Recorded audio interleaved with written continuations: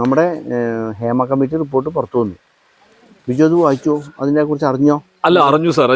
ഞാൻ പാലക്കാട് പോകുമ്പോഴാണ് നമ്മുടെ തിരുവനന്തപുരം നിന്നുള്ള അരുൺ എന്ന് പറഞ്ഞ നമ്മുടെ ഒരു സുഹൃത്ത് ആള് പറയായിരുന്നു, സ്മൃതി പരുത്തിക്കാട് ഈ പറഞ്ഞ പോലെ ഇലക്ഷൻ റിസൾട്ടൊക്കെ പറയില്ലേ, അതുപോലെയാണ് എന്തൊക്കെയോ വെട്ടി കൊല്ല് എന്തൊക്കെയോ ചെയ്യണ്ടത്.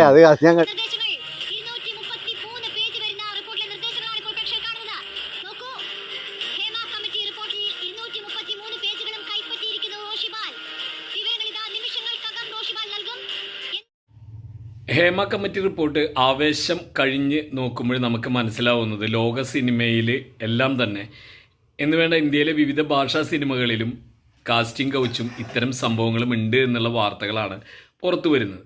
പക്ഷേ ഗവൺമെൻറ് തലത്തിൽ ഒരു അന്വേഷണ കമ്മീഷൻ വയ്ക്കുകയും അതുമായി ബന്ധപ്പെട്ട് ഒരു അന്വേഷണ റിപ്പോർട്ട് പുറത്തുവിടുകയും ചെയ്യുക എന്നുള്ളത് അത്ര എളുപ്പമുള്ളൊരു കാര്യമില്ല. നടിയെ ആക്രമിച്ച കേസുമായി ബന്ധപ്പെട്ടുണ്ടായ കാര്യങ്ങളെക്കുറിച്ച് നമുക്ക് വ്യക്തമായിട്ട് അറിയാവുന്നതാണ്. അതിൽ വളരെ ആസൂത്രിതമായ നാടകങ്ങൾ നടന്നിട്ടുണ്ട് എന്നുള്ളത് ഇപ്പോഴും വിശ്വസിക്കാത്ത മാധ്യമങ്ങളാണ് ഹേമ കമ്മിറ്റി റിപ്പോർട്ട് കാണുമ്പോഴും വല്ലാതെ വാളെടുക്കുന്നത് എന്നുള്ളതാണ് ഇതിൻ്റെ ഒരു വൈരുദ്ധ്യം. എന്തായാലും ഇത്തരമൊരു വാർത്ത അല്ലെങ്കിൽ ഒരു റിപ്പോർട്ട് പുറത്തു വരുന്നു എന്നുള്ളത് വളരെയധികം സന്തോഷമുള്ളതാണ്. മാറേണ്ടതാണ്, മാറ്റേണ്ടതാണ് എന്നുള്ള കാര്യത്തിന് യാതൊരു മേഖല എന്നല്ല, എല്ലാ മേഖലയിലും അധികാരവും പണവും ഇതൊക്കെയുള്ള എല്ലാ മേഖലയിലും പ്രശ്നങ്ങളല്ല. പബ്ലിക് സെക്ടേഴ്സിലുണ്ട് ഈ മേലധികാരികളുടെ ചില ചൂഷണങ്ങളുണ്ട്. അതൊക്കെ ആ രീതിയിൽ കാണാം. വേണമെങ്കിൽ കുറെ കാര്യങ്ങൾക്ക് വേണ്ടിയിട്ട് ഫേവേഴ്സിന് വേണ്ടിയിട്ടും ഭയങ്കര ഇത് കാലാകാലങ്ങളായിട്ട് നടക്കുന്നതാണത്. രാഷ്ട്രീയത്തിൽ ഹരാസ്മെന്റ് എല്ലാ തരത്തിലും എല്ലാ മേഖലയിലും ഉണ്ട്. നമ്മുടെ പത്മജ വേണുഗോപാൽ ഒരിക്കൽ ഒരു പ്രസ്താവന നടത്തിയിരുന്നു. അവരത് പറഞ്ഞു എന്ന് മാത്രമേ എനിക്ക് പറയാൻ പറ്റുള്ളൂ. കാരണം എന്താ വെച്ചാൽ രാഷ്ട്രീയ മേഖലയിലും ഈ പറഞ്ഞ പോലെ അനീതി ഉണ്ട്. അനീതി എന്ന് മാത്രമല്ല, സ്ത്രീകളോടുള്ള വിവേചനം ഉണ്ട്. അപ്പോൾ അതൊരു പൊതുബോധമാണ്. എന്ന് പറഞ്ഞാൽ പണ്ട് കാലത്തൊക്കെ നമുക്കറിയാം, ഇപ്പോൾ നമ്മൾ ഈ നിൽക്കുന്ന സ്ഥലത്ത് കൂടെ മാറുമറയ്ക്കാതെ നടക്കാൻ പറ്റില്ല. അവിടെ നിന്നാണ് നമ്മളിവിടെ വരുന്നത്. എന്ന് വെച്ചാൽ ഈ വഴിയിൽ എൻ്റെ അമ്മാമ്മയൊക്കെ പറയുന്നത് കേട്ടിട്ടുണ്ട്. അവിടെ ഒരു കൊച്ചമ്മേച്ചി, അങ്ങനെ ഒരു ചേച്ചിയുടെ കൂടെയാണ് അത്ര അവർ ചെറുപ്പത്തിലെ ഇത് കൊണ്ടുവരിക, നെല്ല് കൊണ്ടുവരിക പാട്ടളക്കാനായിട്ട്. അപ്പോൾ ആ പാട്ടളക്കാൻ വരുമ്പോൾ അവിടെ എത്തുമ്പോൾ തീണ്ടലാമെന്ന് വിളിച്ചിട്ട് ാണ് നടന്നു വരിക. ആ നിൽക്കുന്ന വഴിയിലാണ് നമ്മളിപ്പോൾ നിൽക്കുന്നത്. കാരണം കാലം ഇത്രത്തോളം നടന്നു വന്നു. ഇത് മുന്നോട്ട് നടന്നു പോകണമെങ്കിൽ നമ്മൾ പതുക്കെ മാറണം. ഇന്നലെ ഇവിടെ ഒരു കല്യാണം നടന്നു സാറേ. നമ്മുടെ തന്നെ രണ്ട് ജാതിയിൽ പെട്ട എന്ന് പറഞ്ഞാൽ ഹിന്ദുക്കളിൽ തന്നെ മൊത്തത്തിൽ പറയുമ്പോൾ രണ്ട് ജാതിയിൽ പെട്ട അവർ സുന്ദരമായിട്ട് സുഖമായിട്ട് കല്യാണം കഴിച്ചു എന്ന് പറഞ്ഞാൽ രണ്ട് ഫാമിലിയും കൂടി കല്യാണം കഴിച്ചു. നല്ല കാര്യം. അത് നമ്മുടെ അവിടെ ഇപ്പോൾ നടക്കുന്നു. അതുപോലെ പക്ഷെ തമിഴ്നാട്ടിൽ കല്യാണം കഴിച്ചതിൻ്റെ പേരിൽ ബലാത്സംഗം ചെയ്ത് കൊന്നു എന്നുള്ള വാർത്തയാണ്. ഈ ഓണർ കില്ലിംഗ് പറയുന്നുണ്ടല്ലോ. അതിപ്പോ ഒരു വേ ഓഫ് ലൈഫാണ്. അത് ന്യായീകരിക്കുന്ന ആൾക്കാരുണ്ട്. യെസ്, ഒരു സിനിമാ നടൻ വരെ ന്യായീകരിച്ചു. അപ്പോൾ ഈ മാറ്റം എന്ന് പറയുന്നത് ഒരു ദിവസം കൊണ്ട് വരില്ല. അധികാരമുള്ളടത്ത് ഇപ്പോൾ നമുക്ക് തന്നെ, എനിക്ക് തന്നെ അധികാരം കിട്ടിയാൽ ഞാൻ ചിലപ്പോൾ എനിക്ക് താഴെയുള്ളവരെ ചെറുതായിക്കണം. അതൊരു പ്രശ്നമാണ്. അപ്പോൾ ഈ ഒരു ജനറലൈസ് ചെയ്ത് പറയല്ല പറയണേ. പക്ഷെ സിനിമാ മേഖലയിൽ നമുക്കറിയാം, ഇപ്പോൾ എനിക്ക് അതിൽ ഏറ്റവും കൗതുകം തോന്നിയിട്ട് എന്ന് പറഞ്ഞാൽ നടിയെ ആക്രമിച്ച കേസിൽ ആയിട്ട് ബന്ധപ്പെട്ടിട്ടാണ് ഇത് വരുന്നത്. നമുക്ക് അറിയേണ്ടുന്ന ഒരു കാര്യമുണ്ട്. നടിയെ ആക്രമിച്ച കേസിൽ ഒരു പ്രമുഖ നടൻ, അതിലെ കുറ്റാരോപിതനായ നടൻ്റെ വേണ്ടപ്പെട്ട ആള് കഴിഞ്ഞ പ്രാവശ്യം തെരഞ്ഞെടുപ്പിൽ വന്ന് നിൽക്കുന്ന ഒരു അവസരം ഉണ്ടായി. അയാൾ തെരഞ്ഞെടുപ്പിൽ വന്ന് നിൽക്കണമെന്ന് മാത്രം ആലുവയിൽ കോൺഗ്രസ്സുകാരായിട്ട് ബന്ധപ്പെടുന്ന പരിപാടികളിൽ ഈ നടൻ്റെ സ്ഥിരം സാന്നിധ്യമുണ്ട്. പ്രശസ്ത സിനിമാ താരം ദിലീപ് നിർവഹിച്ചു. അതിന്റെ വാർത്തയിലേക്ക്.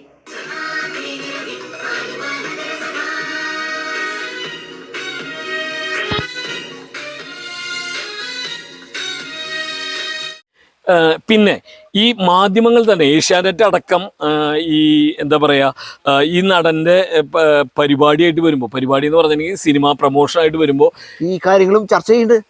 7 കൊല്ലമായിട്ട് ഇങ്ങനെ അനുഭവിച്ചുകൊണ്ടിരിക്കുകയാണ്. ഇത് തീർക്കാനും പലർക്കും താല്പര്യമില്ല എന്ന് പറയുമ്പോൾ എന്താ പറയുക, അതൊന്നും പറയാൻ പറ്റില്ല. കാരണം നമ്മളിവിടുത്തെ നീതിന്യായ വ്യവസ്ഥകളൊക്കെ നമ്മൾ അതിനെ വിശ്വസിക്കുകയും അതിനെ ഒബേ ചെയ്തൊക്കെ പോകുന്ന ഇതാണ്. അപ്പോൾ അതിൻ്റെ വഴിക്ക് നമ്മുടെ സമയദോഷം എന്ന് പറയുന്ന രീതിയിലാണ്. ഞാനൊരു കലാകാരനാണ്. ഞാൻ അന്നാണ് അങ്ങനെ പറയുന്നത് വെച്ചിട്ടുണ്ടെങ്കിൽ ഞാൻ 100% സിൻസിയറായിട്ട് എല്ലാത്തിനും അപ്രോച്ച് ചെയ്തിട്ടില്ല. ഞാൻ സിനിമയിൽ മാത്രം ഫോക്കസ് ചെയ്തേ ഞാൻ പോയിട്ടുള്ളൂ. അപ്പോൾ പിന്നെ നടക്കുന്ന കാര്യങ്ങൾ നമ്മൾ അറിഞ്ഞിട്ടില്ല. അതാണ് സംഭവിച്ചത്. എന്തിനെ എന്ന് പറയുന്നൊരു വിഷയമുണ്ട്. ഞാൻ ഇവിടെ ഇൻഡസ്ട്രിയിലുള്ളത് ഇത്രയും പ്രശ്നം ആർക്കാണ് ഈ കാര്യങ്ങൾ. അപ്പോൾ അങ്ങേരുടെ വെർഷൻ മാത്രം എടുത്തുകൊണ്ട് അതിനെ ചർച്ച ചെയ്യുന്നുണ്ട്, ചർച്ച ചെയ്ത് വരുന്നുണ്ട്. ഇവരാണ് നിഷ്പക്ഷത പറയുന്നത്. വൈറ്റ് വാഷ് ചെയ്യാൻ നോക്കുകയാണ് ഈ പറയുന്നത്. അപ്പൊ ഈ പറയുന്നവര് നമ്മൾ പറയുന്ന പോലെ തന്നെയാണ് വിഷയം സത്യമാണ്, കാസ്റ്റിംഗ് കൗച്ചുണ്ട്, പ്രശ്നങ്ങളുണ്ട്, പക്ഷെ പറയുന്നവര് നീതിമാന്മാരാണോ എന്ന് കൂടി നമ്മൾ പറയുന്നത്. ഞാൻ നോക്കിയിട്ട് ഈ നമ്മുടെ മാധ്യമപ്രവർത്തകർ ഒരു സ്ത്രീവിരുദ്ധരായിട്ടാണ് ഞാൻ കാണുന്നത്. എന്താ വെച്ചാൽ നമ്മളെ നോക്കൂ, രണ്ട് മന്ത്രിമാരെയാണ് ഇവർ എത്ര മോശമായിട്ട് ചിത്രീകരിക്കാൻ വേണ്ടി ഒരുപാട് കഥകൾ ഉണ്ടാക്കി ഇല്ലേ.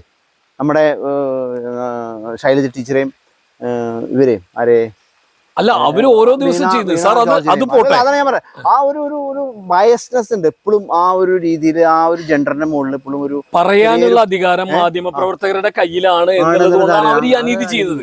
ഇനി അത് മാത്രമല്ല, നമുക്കറിയാം നമ്മുടെ മാധ്യമ പ്രവർത്തന മേഖലയിൽ ഒരു പ്രമുഖ മാധ്യമ പ്രവർത്തകൻ എന്ന് പറഞ്ഞാൽ ഇന്നിപ്പോ ഏഷ്യാനെറ്റിൽ നിന്ന് പുറത്താക്കി, മാതൃഭൂമിയിൽ നിന്ന് പറഞ്ഞുകൊണ്ട് പുറത്താക്കി.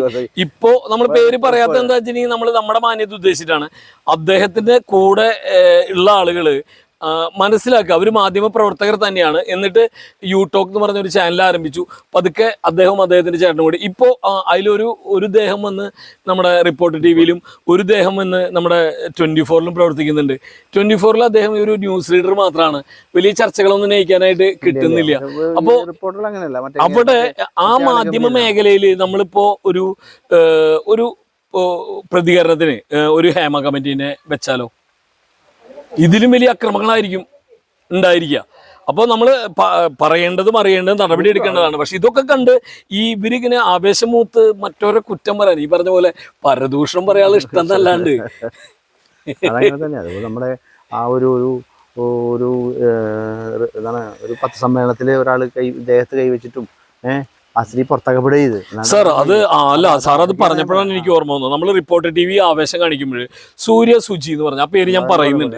സൂര്യ സുജി എന്ന് പറഞ്ഞ ഒരു റിപ്പോർട്ടർ തൃശ്ശൂര് അവർക്ക് നേരെ നടന്ന അവര് പ്രതികരിക്കേണ്ടി വന്ന ഒരു അവസരം എന്ന് പറഞ്ഞാൽ ഷിത ജഗത്തിനെതിരെ ഉണ്ടായ പ്രശ്നത്തിൽ കളിയാക്കുന്ന പോലെ പെരുമാറിയപ്പോൾ അതിനെതിരെ പ്രതികരിക്കേണ്ടി വന്നപ്പോൾ മൂവ് ബാക്ക് എന്ന് പറയുന്നത് മാത്രമല്ല, ആ യുവതി അവർക്കെതിരെ പ്രതികരിച്ചപ്പോൾ അവരെ പുറത്താക്കി. അവർ പുറത്താക്കുമ്പോൾ കുറച്ച് ആരോപണങ്ങൾ പറഞ്ഞു. ആ ആരോപണങ്ങൾ ഹേമ കമ്മിറ്റി പോലെ ഒരു കമ്മിറ്റിനെ വെച്ചിട്ടുണ്ടെങ്കിൽ അവർക്ക് അതിൽ കൂടുതൽ പറയാനുണ്ടാവും. അല്പസമയം മുമ്പ് തന്റെ ഫേസ്ബുക്ക് അക്കൗണ്ടിലൂടെ പ്രഖ്യാപിച്ചിരിക്കുന്നത് സൂര്യ സുജിയെ ഒരുപക്ഷെ പറഞ്ഞാൽ നിങ്ങൾ എല്ലാവരും അറിയുമായിരിക്കും. സുരേഷ് ഗോപി തൃശ്ശൂരിൽ വെച്ച് ആളാകാൻ നോക്കരുത് എന്ന് പറഞ്ഞ് തട്ടിക്കേറിയ വനിതാ റിപ്പോർട്ടറാണ് സൂര്യ സുജി. ആ സംഭവത്തിന് ശേഷം സൂര്യക്കെതിരെ സംഘപരിവാർ കേന്ദ്രങ്ങളുടെ ഭാഗത്തു നിന്ന് സോഷ്യൽ മീഡിയയിൽ ശക്തമായ സൈബർ ആക്രമണം ഉണ്ടായിരുന്നു. അത് കേൾക്കേണ്ടതല്ലേ? അപ്പോൾ ഈ പറയുന്നവരും കേൾക്കുന്നവരും ഒക്കെ ശ്രദ്ധിക്കുക. ഇതിൻ്റെ മുമ്പിലുള്ള സത്യം അത് ഒന്ന് പറഞ്ഞ് തീരുന്ന മാധ്യമപ്രവർത്തകർ പറയേണ്ടതാണോ എന്നുള്ളത് സ്വയം ചിന്തിച്ചാൽ മനസ്സിലാവുന്ന കാര്യമാണ്. ഞങ്ങൾ വെറും കാഴ്ചക്കാരായതുകൊണ്ട് മാത്രമാണ് ഇത് പറയുന്നത്. എന്തായാലും ആരെയും കുറ്റം പറയാൻ പറ്റില്ല എന്ന് പറയുന്നതിനൊരു കാര്യം എന്താ വെച്ചാൽ, ഒരു വിരൽ ചൂണ്ടുമ്പോൾ 3 വിരൽ നമുക്ക് എതിരെ തന്നെയാണ് ചൂണ്ടിരിക്കുന്നത്. ശ്രദ്ധിച്ചാൽ മതി. അതെ, എവിടെയാ നിൽക്കുന്നത്, അത് ശ്രദ്ധിച്ചാൽ